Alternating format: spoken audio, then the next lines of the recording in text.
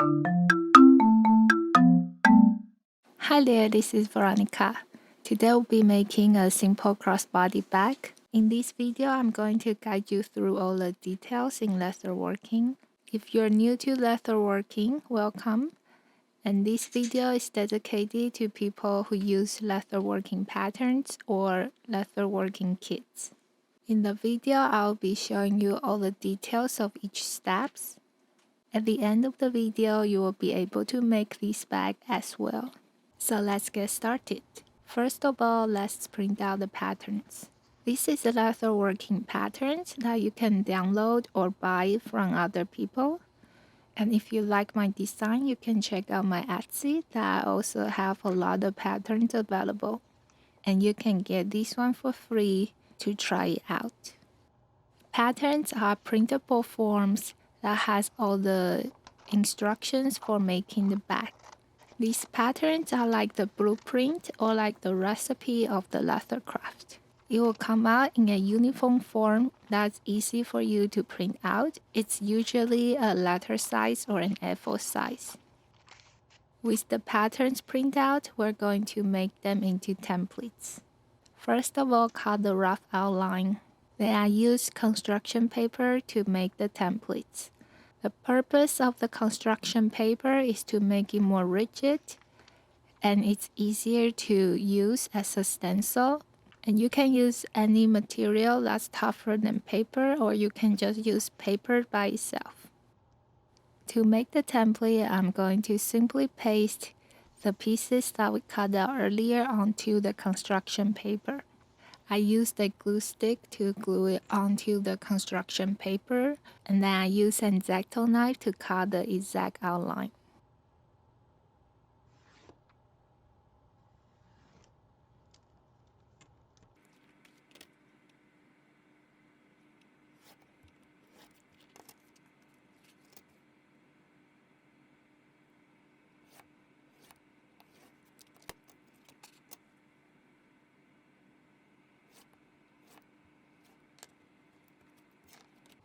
And here we have a template. So a template is an irregular shape according to the pattern, and the template is usually used as a stencil but with the information of the pattern, which helps you to use as a guideline for making the bag. And that is the difference between the pattern, which is a printable form of the instructions for making the bag, and a template is what you actually use in leatherworking.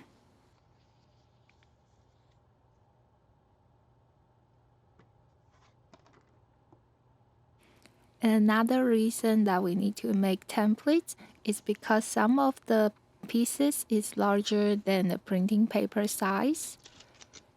So we have to connect two pieces together. And here I'm going to show you how. To put two pieces of patterns together to make one single piece of template, we will first cut a rough shape of the outline like all the other pieces.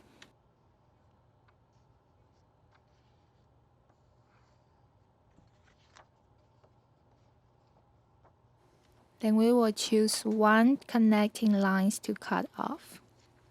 We will leave the piece A as how it is, but then we will cut the connecting line on the piece B.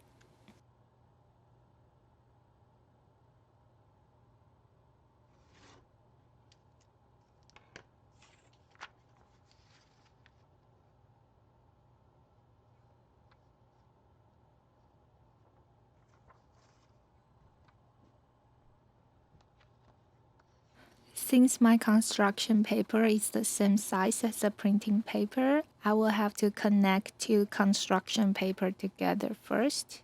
I just simply use some tape on the back of the construction paper seams.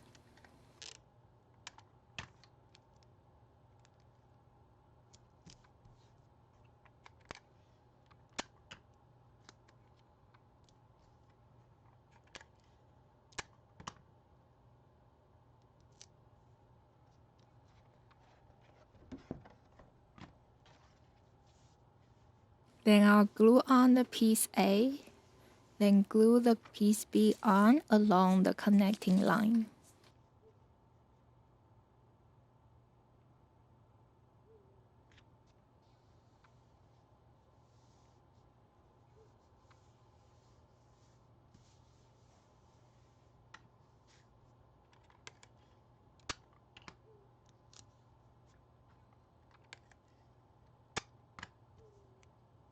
Then color exact outline of the templates.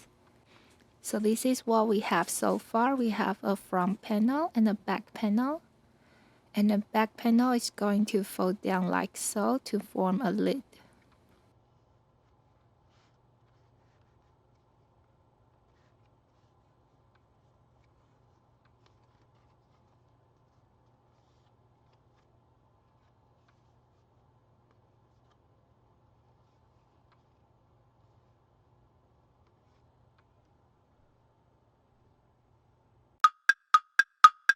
The leather I'm using is oil tan leather. You can also use vegetable tan leather. The leather working process we go through today is specific for vegetable tan leather or oil tan leather. We need leather that's rigid enough.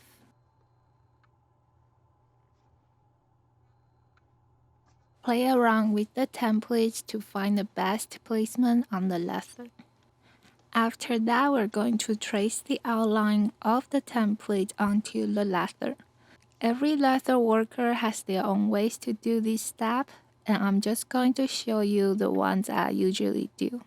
I use an anvil on top of the template to keep the template steady, and now I'm going to use an awl to trace the outline. There are two types of awls. One is rounded tip, which is dull on the tip, and that makes an indent. And the other one has a pointed tip, which can pierce through the leather and it makes scratches on the leather. They are very useful for different occasions. And if you were just going to get one of these, I would recommend to use the pointed one. So here I use an awl to trace the outline of the template onto the leather. And here's a tip that as you trace the outline with one hand, use the other hand to press on the edge to keep the paper steady.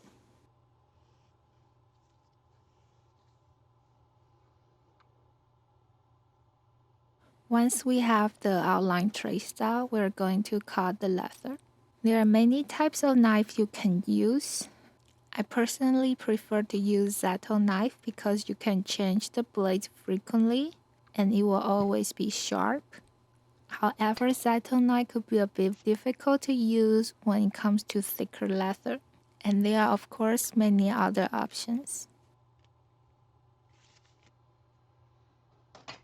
To cut the leather is basically the same as cutting the paper, but one thing to be noted is it's better to use a metal ruler while you cut the leather because the leather is tougher than paper, so you will have to use more force on your knife. It could be dangerous if you use plastic ruler because you might cut through the ruler and cut yourself. The trick to cut a curved line is not to move your wrist and your arm while cutting the curved line. Use your waist rotated to make the cut.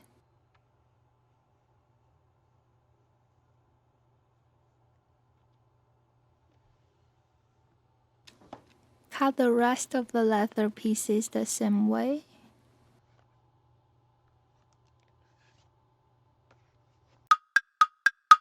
Moving on, we're going to make the stitching holes on the leather. To do so, we will first need a wing divider. A wing divider is to mark the exact width away from the edge of where your stitching line should be.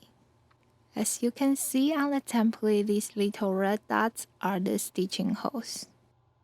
So to set the wing divider to 4 milliliters apart, we're going to spin on this cogwheel. Typically, the stitching line is 4 millimeters away from the edge.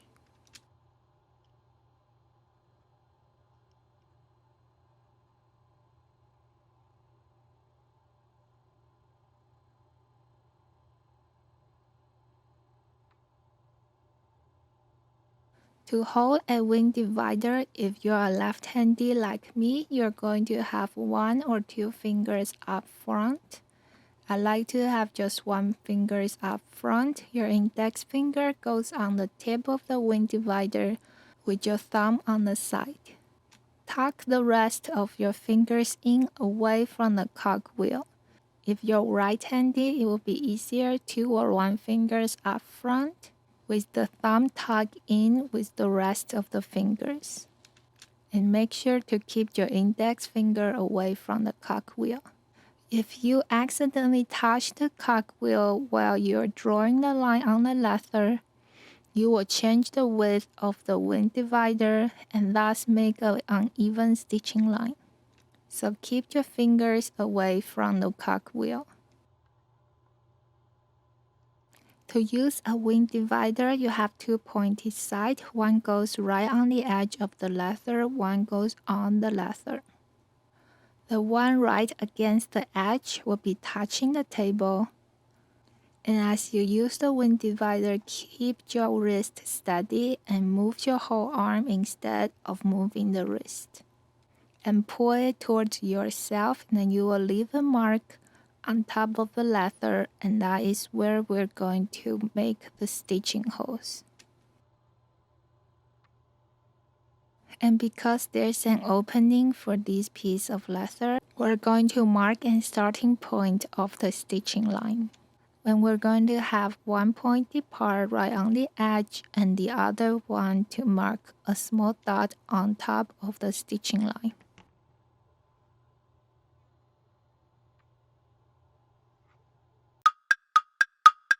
Unlike working with fabrics, you don't pierce through the leather with your needles. You'll make the stitching holes first for the needles to go through.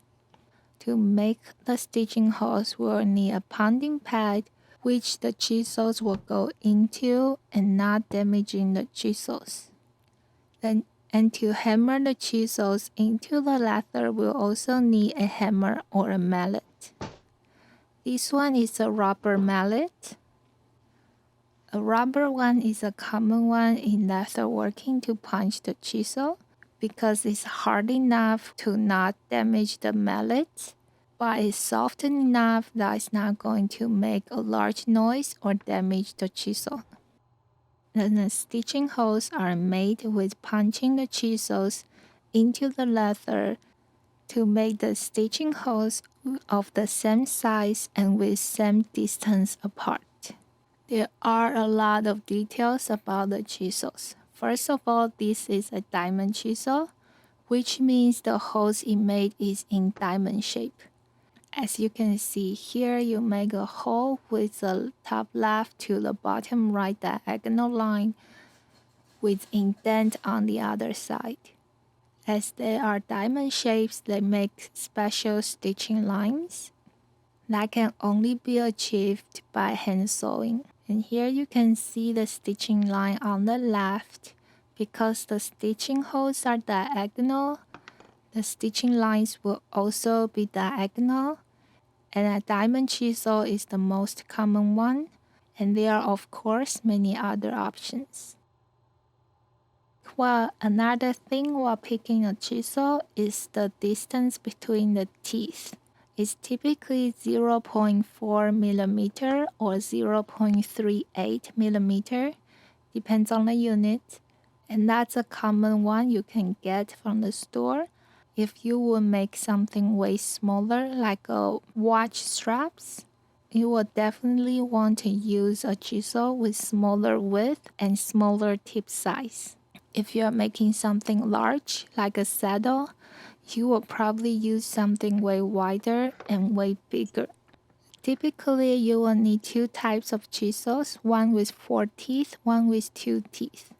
You can go as larger the number as you want. I've seen 16 teeth, 8 teeth. So the 4 teeth one is what you use to make a straight line. And the 2 teeth one is what you use to make a curve, which we will talk in more details later. And you can get a 1 teeth one if you want to have specific stitching distance.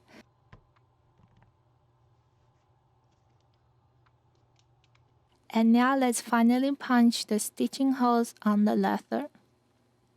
To use the chisel, place the first tooth of the chisel on the starting point on the stitching line that we marked earlier, and have the chisel to be perpendicular to the leather. To hold the chisel, you'll first hold it with your index and middle finger and clamp it with your thumb near the end of the chisel. You want to hold it as low as possible to keep the chisel steady. And the other two fingers is going to hold down on the leather. Make sure all the teeth of the chisel is on the stitching line.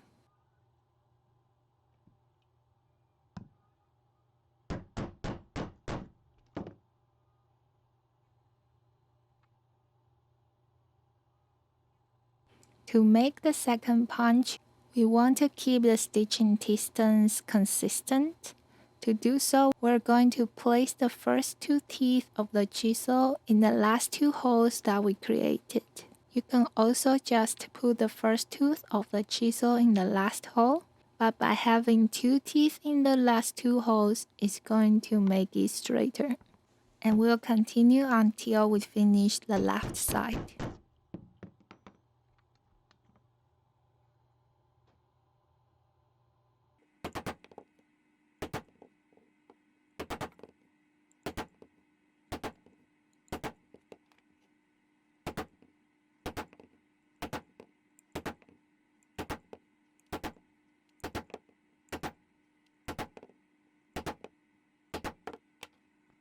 As you can see, the stitching hole is right on top of the intersect of the two stitching lines.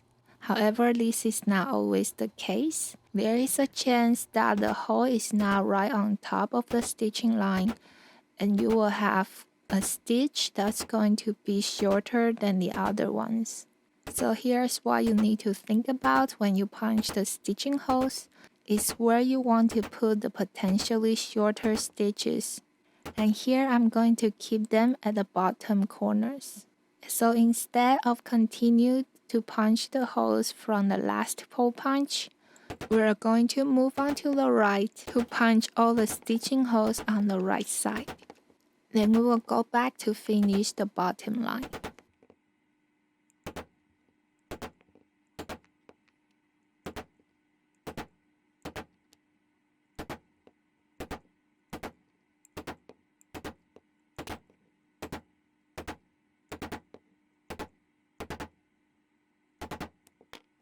Finish punching the holes for the back panels as well.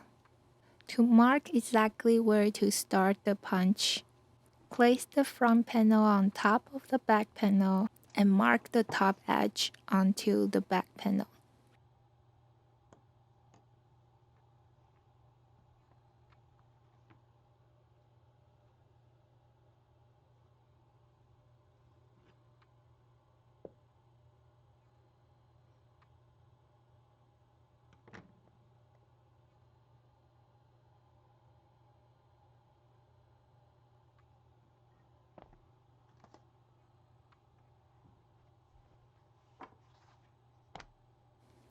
This is what we have so far. We have our front and back panel punched, and the back panel is going to fold down like this as a lid.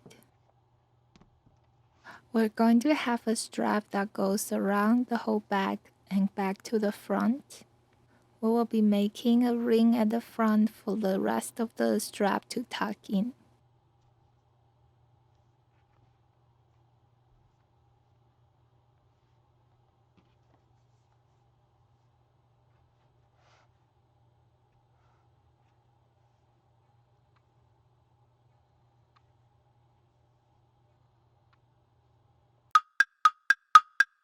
Don't worry, I'll be showing these in details later. As you can see here, I finished all the sewing for the front panel and the back panel. I moved these clips forward because I want to show you the basic sewing technique. To sew the leather up, we'll need thread. The thread I use here is 0.6 millimeter, and the size for the stitching holes is 0.8 millimeter. By using a size smaller than the punching holes, will allow some rooms for the thread to move without completely stacking on top of each other, which creates unevenness. To determine how much thread you need is typically 3 times of the stitching area. To get the thread in right length, here is how I do it. I'll first unroll the thread and wrap the thread around the stitching area. So that would be the length of one stitching area, and I will need 3 of it. I will simply fold the thread in half, then unwind the thread until it's the same length to the tip of the thread. Then we will make another fold there, then unwind the same length of the thread again. Then we're going to make a cut, and I'll usually unwind a little bit more for the length of the needles. In leatherworking, when we're stitching, we will use 2 needles at the same time. One goes on each end of the thread. Here is a closer look of the thread. Typically, the leatherworking thread for hand sewing is flat and waxed.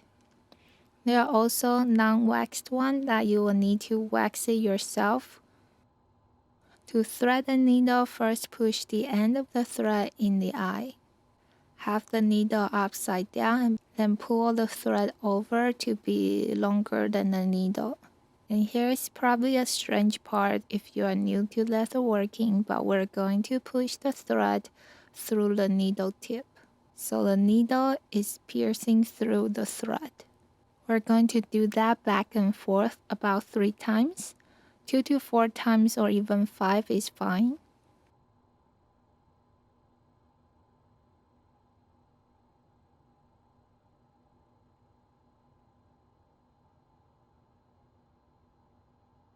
Now we have the thread pierce through the needle tip 3 times. We're going to pull the thread down like that, with one hand holding on the tip, the other hand holding on the thread down through the eye, all the way until it stopped. Then we're going to hold on to the longer thread and pull the needle and the thread together to tighten it up. And let's watch that again. Have the thread goes through the eye, pierce the thread through the needle tip, and pull the thread all the way down and pull it tight. Now we have our threads ready to be sewn. To make our first stitch, this is how I would normally do it. 2 needles going through the first 2 holes from the same direction. Then I will take the needle from the second hole and go back in the first one. And this is going to form a knot that tightens up the thread.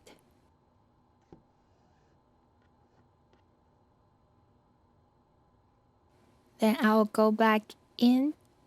Then we will start the repeating sewing process here. A few things to keep in mind is if you started from the left, you always started from the left.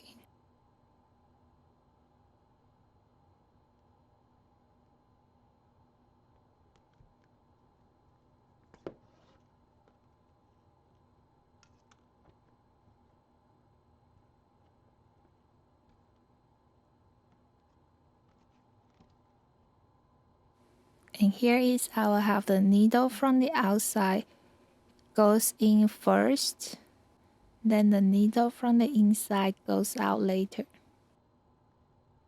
And here's a little trick that I would normally do, is to have both of the needle goes in the stitching hole at the same time. And the one to come from the outside is on top of the one from the inside. This is important because it will keep your stitching line consistent. After each stitch, you can see that I will pull both threads on the opposite direction to tighten the stitch. And it's important to have a consistent force on each side over each stitch. If you tighten it looser, the stitch will be longer since you're leaving more threads behind. And if you tighten it too tight, the stitch will be shorter as you squeeze into the leather. So it's important to keep it consistent and also the right amount of force.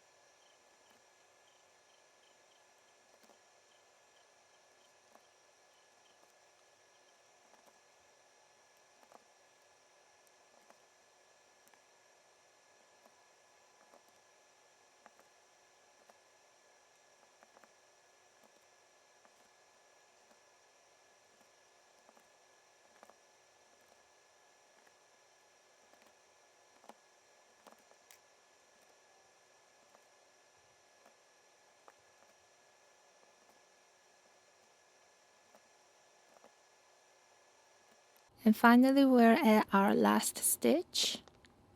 We will sew the last stitch up like the rest of the stitching.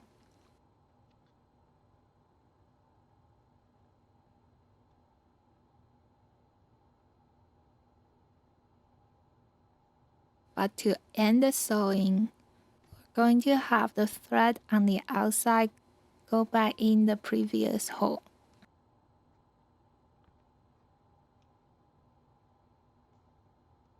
And this way it will keep both ends of the thread on the same side.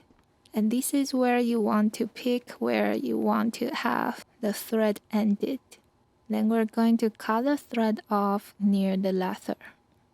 Then you will be using a lighter on the thread. Then smear the end of the thread into the stitches by quickly rub it with the lighter. And because the thread is waxed, so they will actually melt and smeared into the stitching lines. And here we finish sewing the main bags together. Now let's jump back in time and finish the front and back panel. To make the front panel, we're going to need a strip of the leather for the closure. We'll be attaching the strap on the front first before attaching the front panel to the back panel. It's just making it easier for sewing. Here is a quick tutorial on how to use a beveler. To hold the beveler, you're going to have your index finger right on the tip. Through the rest of your fingers, wrap around the handle with your thumb pushing on the rounded part of the handle. To use a beveler, you're going to lift it up, then turn it onto the side. To use a beveler, it's always using the arm muscles and not the wrist. Put the beveler right against the edge and bevel off the edge with the pushing motion. That you don't want to use too much of the force, that you will cut out more edges than you need to, but you also don't want to do it too light. This is not necessary for this project, but it will definitely make the edge looks a bit nicer. A beveler is what you use to create a slope on the edge. So right now the leather has a 90 degrees angle on the edge, and the beveler is going to cut off that sharp edge. To know where we're going to attach the strap to the leather, we're going to use the template to mark the guideline. So simply put the template on top of the leather and move it a little bit lower to expose some of the leather on the top. Then use an awl to mark the guideline onto the leather.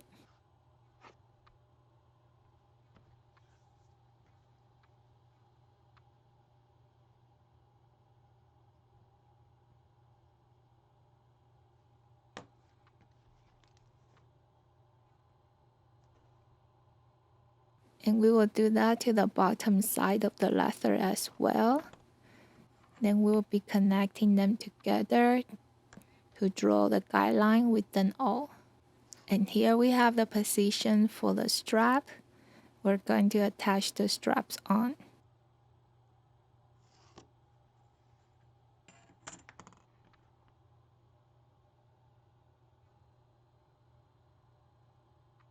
We will be making 2 stitches to attach the strap onto the front panel. One goes on the top and one goes on the bottom. And the purpose of this is to keep the strap ring in the middle. Here we use the wing divider to mark the stitching line.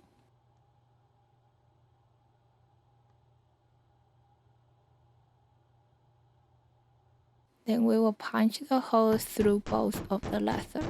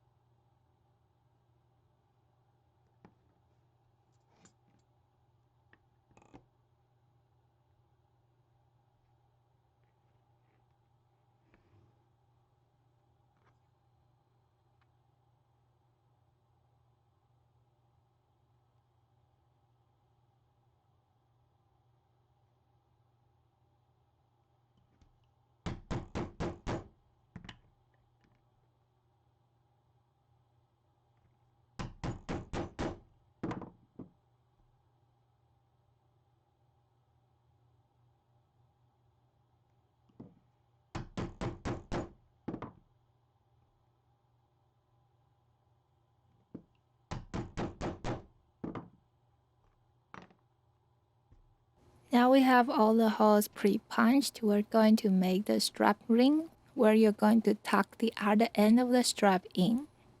To make the strap ring, we want the strap ring to be the size that can fit 2 of the leather. To do so, just simply fold the strap in half. We will wrap around the strap. Here I use my nail. You can also use an awl to mark the end of the loop.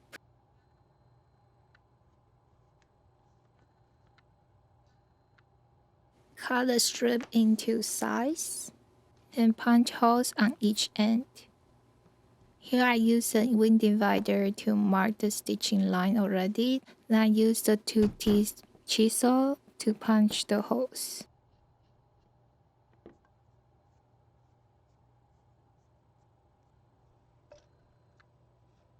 And here I'm going to show you how to sew up a strap ring. So first of all, we'll only use one needle on the thread. Pull the needle through from the wrong side.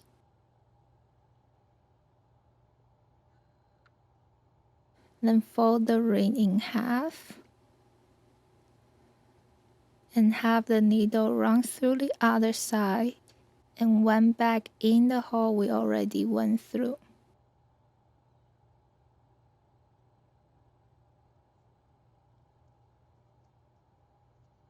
And this is going to form a knot.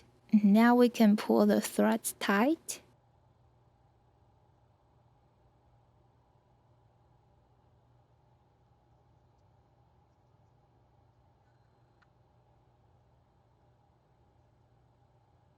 And now we're going to went back the second hole we went through.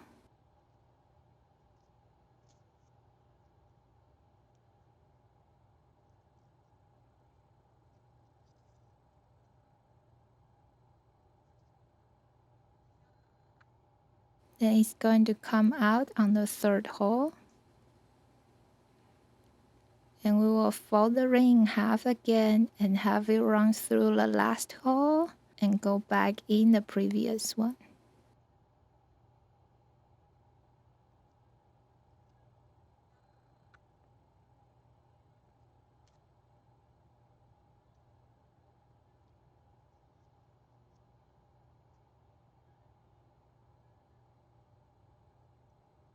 And lastly, have the needle go back in the last hole. Now we have two ends of the thread on the same side, which is the inside. We will then cut the thread off.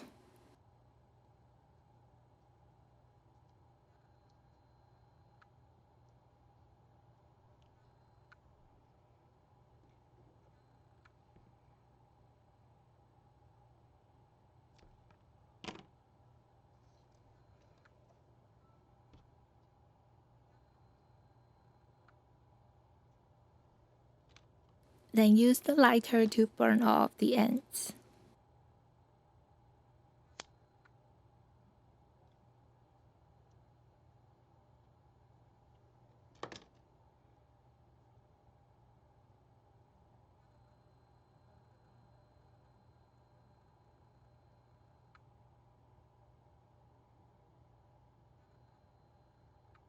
Moving on, we're going to attach the strap to the front panel. The length of the thread is going to be 5 times of the stitching area because we're going to do a cross stitching. It's basically just like lacing the shoes. And we will start it by attaching the bottom part of the strap onto the front panel. So here I have my thread to go from top left to the bottom right first. So try to keep it in the same pattern. This process is basically just the same as tying the shoes. So I'm not going to go into too much details.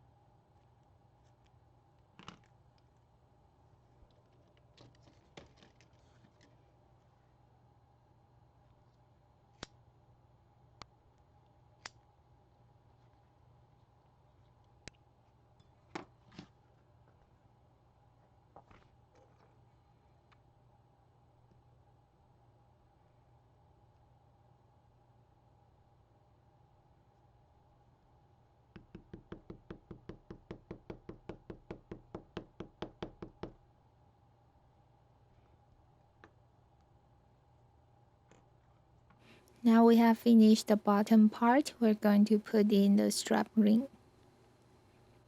Then we're going to finish the top part of the stitching. And here we have it. Now the strap ring will be only moving at the front of the bag.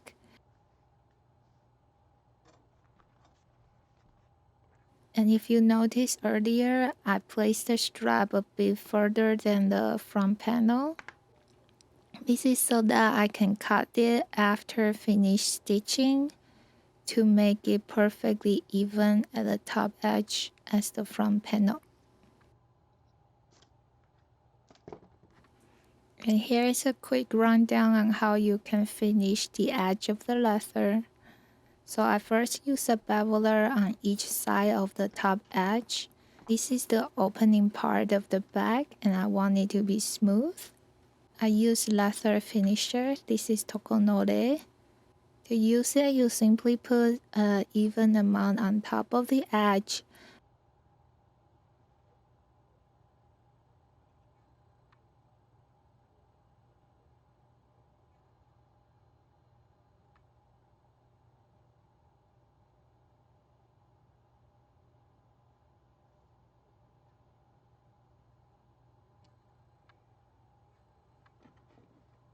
And while it's still wet, use a edge burnisher. Looks like this with a lot of grooves. And place the edge in one of the grooves and start to rub the finisher in. The purpose of the finisher is it will smooth down all the fiber and glue them together. That gives you a smooth edge.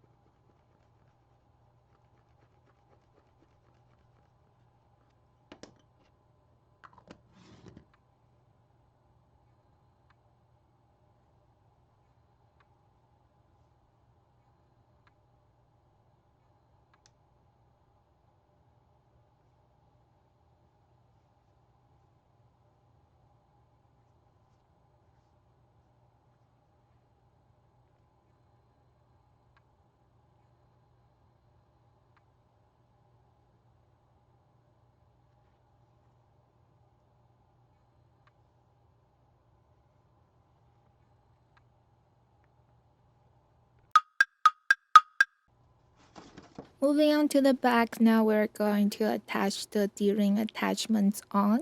A D-ring attachment is what goes on the back so you can attach the shoulder straps on and off the back.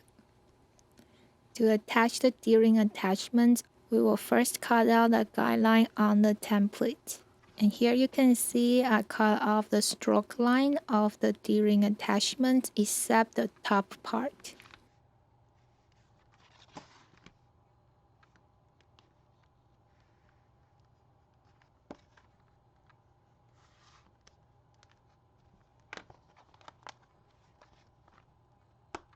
This way we can fold the template out and use it to mark the guideline onto the leather.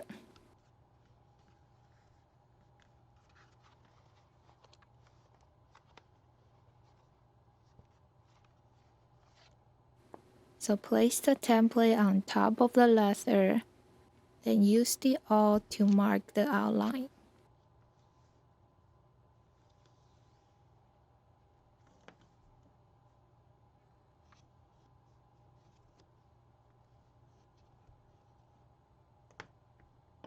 Now we know the position to attach the D-ring attachments. Let's make the D-ring attachments. The D-ring attachments looks like this. We will be folding that in half with the D-ring attached at the folded part.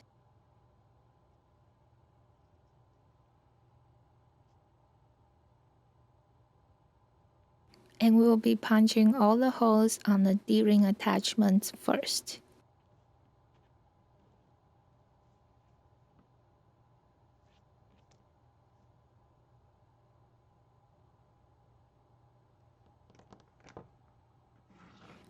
And here is where we're going to use a 2-teeth chisel to punch a curved line. So we will start it with a 4-teeth one to make a straight line. And at the end of the hole punched, we'll use the 2-teeth chisel to make the next hole. And by keeping the chisel on the stitching line, you will create a curved line.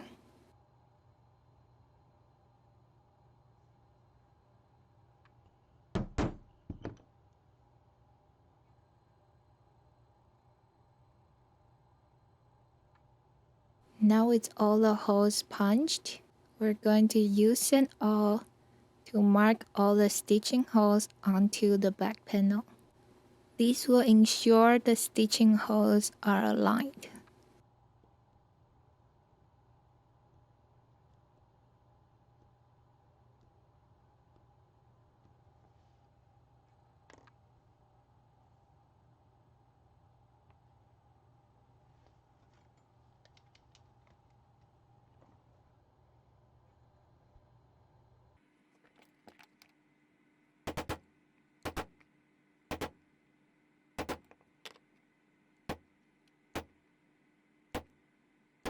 Now it's ready for them to be sewn together. We're going to install the D-ring in the D-ring attachments.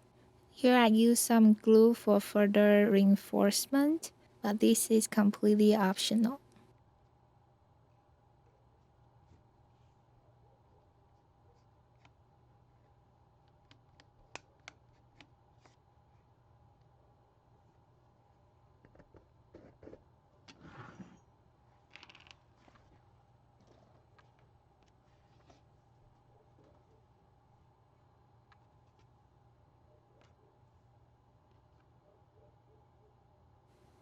So here we place the D-ring right at the middle of the attachment, then fold the attachments in half.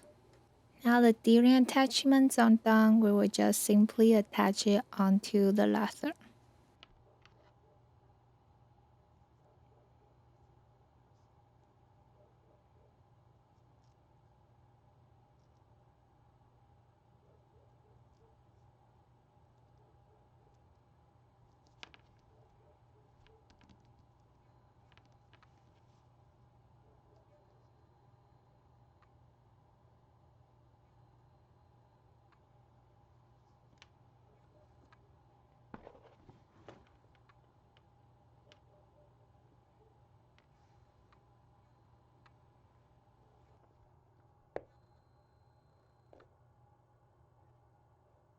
And this is how the front and back panels are finished.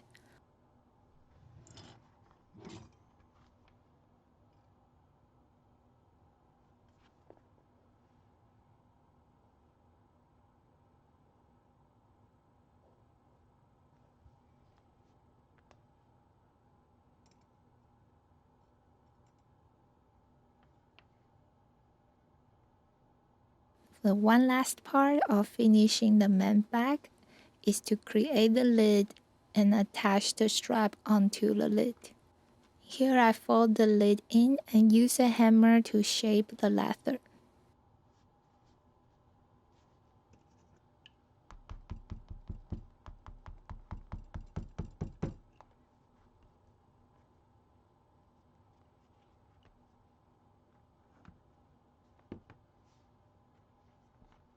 Then we will loop the strap around and attach it at the end of the lid.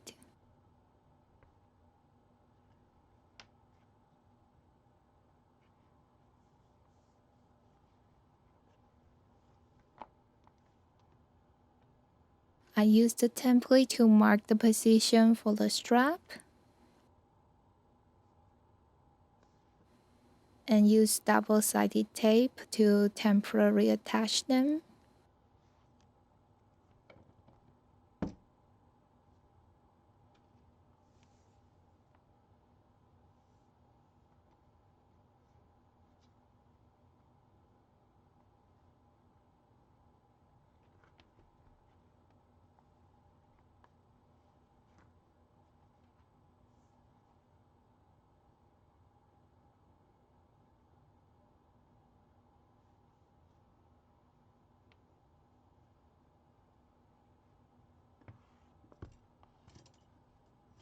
Then sew the part up. Now we're going to cut off the excess of the closure strap. You can cut the tip any shape you want, but by cutting it in the diagonal doesn't just make it look nicer, but it will also make it easier to pull through the strap ring. One last thing to do is to make the shoulder straps for the back. To make the shoulder straps, we're going to have one longer strip and a shorter strip. At the end of each strip will be attached to a swivel hook. The swivel hook is what goes on top of the D-ring. So simply put the strap through the hook and fold the end in.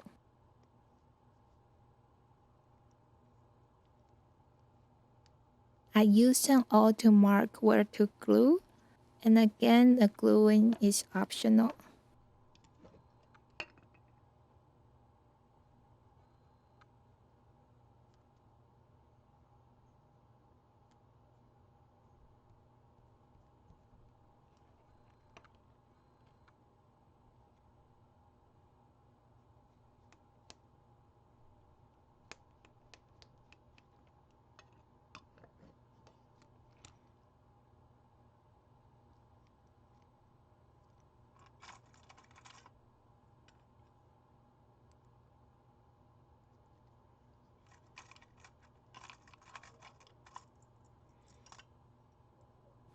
Do the same for the other strip. Attach the hook on one end of the strap.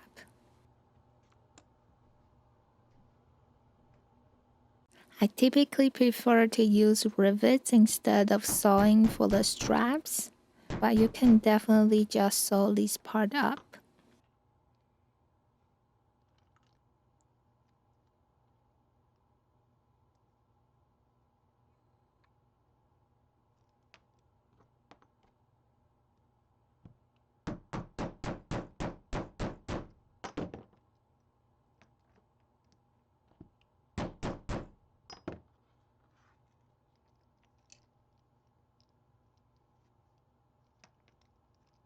Now we have the swivel hooks installed. We're going to install the roller buckle on the shorter strap. To install the roller buckle, we're going to fold the end of the strap in, and the amount we fold in is going to be a bit more than the one we did for the swivel hook, because we'll also be attaching a strap rings in as well. Right at the center of the fold punch, I used an oval punch for the roller buckle. If you don't have an oval punch, you can definitely do this part by using a knife.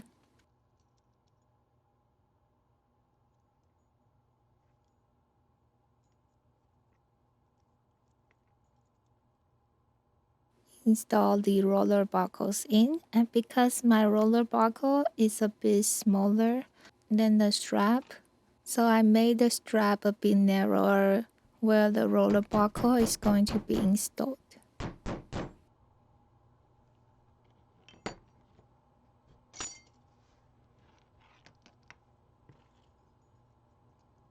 Now we place the roller buckle in again, and that's going to fit much better.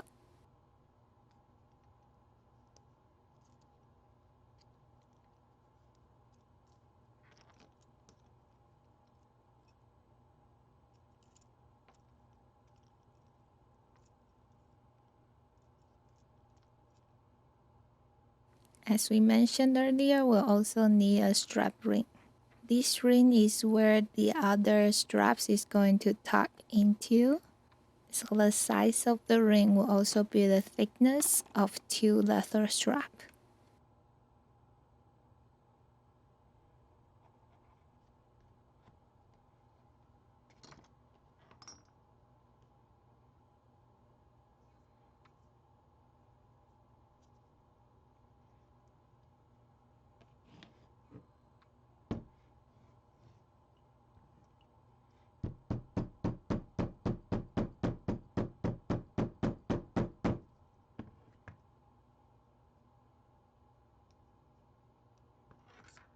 Then we will install the ring inner strap first, then the roller buckle, then fold the end in half.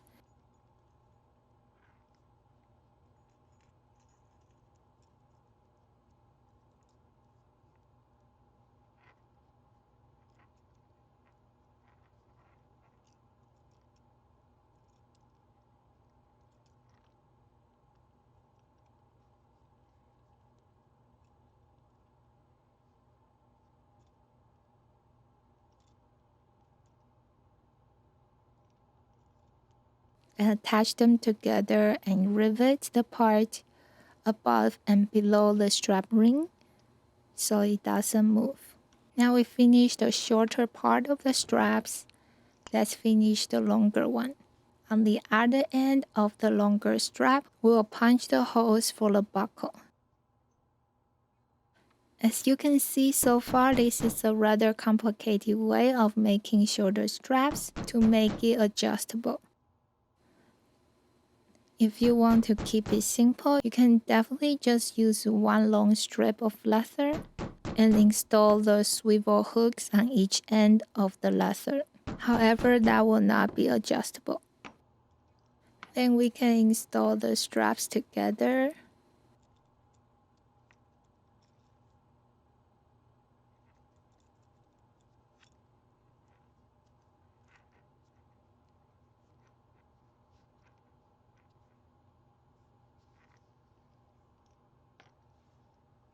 The reason why we install the roller buckle on the shorter one is because as you wear the shoulder straps, you want the tuck-in to naturally goes down instead of going up or stuck on your shoulder.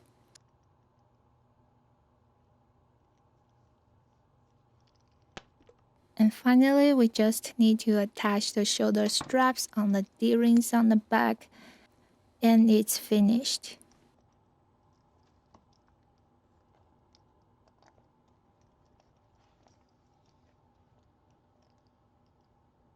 This is a rather long video, and I'm thrilled if you finish the whole thing.